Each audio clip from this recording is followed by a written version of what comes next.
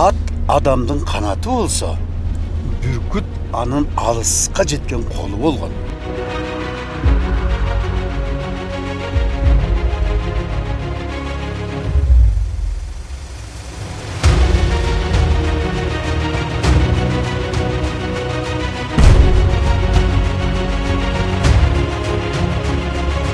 Чоңотойым алар улақты талашып жатышат.